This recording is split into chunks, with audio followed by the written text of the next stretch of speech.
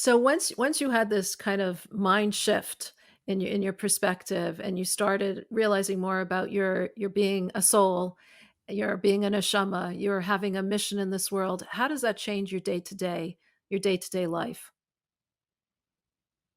First of all, you wake up in a good mood. Oh, that's great. Yes, because What's better than that, right? one of the relatable things that I always say, because I find this so relatable, is like how I used to be versus how I'm now. I used to wake up in a horrible mood every day. I was in such a horrible mood every day. I didn't even know why. That was the saddest part. So it was easy for me. I was happy when my husband said something that I didn't like, because then I would just like vent all my energy there and blame him. Or if the bus driver didn't come, didn't make the stop at the right place, so I could vent, or my mother-in-law, whatever. That was easier for me. But when nothing happened and I was just in a horrible mood, and the sun was actually shining, so I can't even blame it on the weather.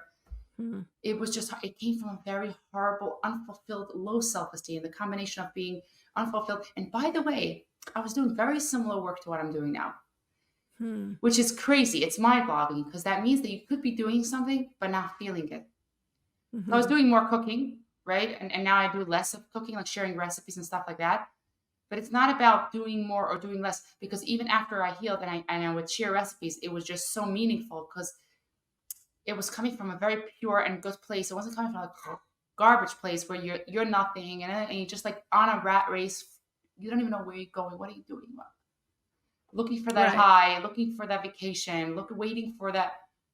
So the first thing That that it changes when you realize, that's really beautiful, like, when you realize that it's just a mind shift, like, it's just a mindset shift. You can be doing the same thing, but it's how you perceive it and how it's how you yeah. look at it, and that you could be taking care of your child and looking at it as such a chore, or you're looking at it as, "This is God's child who I'm caring for." And the same is with everything that you're doing. You could look at your work as something that's just a means for a livelihood, or you could look at it as, "This is something that I can use my talents and fulfill my mission in this world and connect to God in this way." And can we talk about energy, like kayaf, right? When you realize how precious you are, when you realize all the precious things Hashem has granted you, and then you realize that Hashem granted you something even more special. That every day you get like refueled with all this kaitas, like energy, just not kaitas as in talent, energy, literally energy. Energy. It's like you learn to value it a little bit more and appreciate it more, and not waste it on like drama. And I remember like my car got stuck or something in the middle of a highway. And I remember then I was talking to a coach, and I was hysterical, because that was another thing. I used to overreact like crazy. Something didn't go my way. It was like, because I was basically this balloon that was waiting to burst. Like there was so much horrible things inside. So something happened, and it was a perfect opportunity for me to let out all my anger and frustration that had nothing to even to do with that. So anyways, and I remember I was telling her how crazy it is. I'm standing on the road and my car's not moving and it's hot. And I'm like, oh, and she's like, wow, wow. I'm like, and she's like, you don't think that's a little overreacting or something like that? I don't remember. It was years ago. So I don't remember. I'm saying a story of 8 years ago. So, and I was like, why? I didn't even see that I was overreacting. Like, why? Because it took Mhm. me like probably like a day to calm down from this standing in the middle of the road and my car got stuck. And I was mad at everyone, of course, but I didn't understand. What do you mean overreacting? My car got stuck. Didn't you hear what I just told you? My car got stuck. Right. I have to go here. I have to go there. I'm oh my! I have to wait till somebody comes to takes me whatever, takes my car, blah blah blah. And I remember she told me like, just sit with it. One day it's gonna come with you. Like just remember, like Mhm. one day. And today's day, I really do get it. It's just like learning. First of all, when you learn that you're not in control, like you're taken Mhm. care of. You're so pure. You're so good. You're taken care of. He has a plan for you. It's not like I feel like if the old self would hear me say this, it would be like, okay, you became like a whole rabbits in here, like, oh, I'm a moon up Mhm. top. And no, it's not like that at all. I'm not even on a high level when it comes to Amunah B'tachon at all. Like just believing, Faith and belief, right, right? in God, right. Believing that like the God is every. I mean, I do believe, but I know people that are just on such a higher level, so that's why I don't think that I'm there yet. But it's so you're saying it's really internalizing that Yeah, that it's like that God is in control of this world. right, and you also realize because you realize that you are right, you're precious, your value, you are good, Mhm. then Mhm. automatically everything you bring to the table, your energy, you want to sort of like ration it, use it only when it's everything becomes more precious, like when you're Mhm. a princess and you have beautiful jewelry and you have expensive assets, you're going to be so much more careful. Like a princess is so much more careful with her jewels and her precious stuff than just like some random street guy that happened to have found some things and is like, what? He doesn't even know how to, he doesn't even know the chashivas. He doesn't even know the value of what he has. So it's like, okay, so you waste all your energy on like discussing your neighbor's divorce and going crazy over it on the phone for 3 hours. Time, energy, just a bunch of potential right there. So I think it all comes together. You ask me how it changes when you start realizing your value. It changes everything in a very subtle way. And when you're not there, you don't see it. But because I know how horrible and dark it felt right now, I think more in hindsight than in real life, because in real life I was blaming everyone else. So there was always Mm. somebody to blame. I wasn't blaming myself.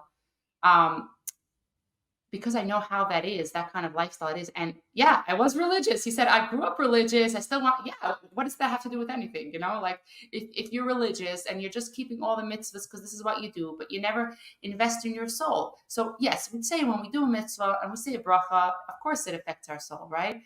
But Right. we need more than that. We need more than just doing things that I wrote. That's very precious, and we should continue doing mitzvahs. But a woman, especially a woman, I feel like needs, because there's so much emphasis on learning for men, um, needs to be connected. She needs to understand why she's bringing children into this world. So often, like you'll ask women, they don't even know why. Like, okay, I want to have 8 kids. I want to have 6 kids. They have like all these pictures in their head of the beautiful weddings and like everything's visual, but do they really understand? Like, and then it gets frustrating because, for example, with children, this is a good example. The child doesn't act the way they want to act, and they're a failure in their head. They're a failure, like because they think they have children to get nachas from the children. Like they think they raise these children so that they see nachas, so they can like, how do you say nachas in English? Joy, Jewish joy, Joy. Jewish So they could joy. just have joy, and now it's not filling this need of joy. So it's like, okay, I'm a failure. So like the whole, maybe they'll even think the whole, all these years were not even worth it. This is what Mhm. happened, and then of course you're miserable. So this is just like Mhm. one little in parenting. It plays out so strong that when you're connected, you understand. I need to do my hishtadlus. I need to do my best in order to make sure that I'm raising this child as need to be. But there's a certain level of control, and every child has their journey, and you have to know when to give up control. Either it's not, a child is not necessarily indication of me. And it's with career. If you have a career, if you're a businesswoman and your whole identity is tied into your success, torture, pain, just pain, pain, pain, pain, competition. I'm saying in every area of life, if you're not connected, if you're not learning on a consistent basis, and there's so much to learn. We mentioned Tanya, but there's also Chavis Halvavis. There's amazing other things that I love to learn that really help you in life. Like when you learn Chavis Halvavis, which is, how do we do translate Chavis Duties of Halvavis? the heart. Duties of the heart. You see, I knew that I know it right. Duties of the heart is amazing for business, anything really. But for me, it helps me in my work a lot. Um, just knowing that whatever is meant to be, it will come your way. Mhm. And, it doesn't even mean that if you work harder or you overexert yourself, especially as a mom, this message is so important. You work crazy hours, doesn't mean you're going to be more successful, you're going to make more. Messages like that, and you do need it on a consistent basis, because knowing it behind, in your head because you heard it once in seventh grade isn't enough. No.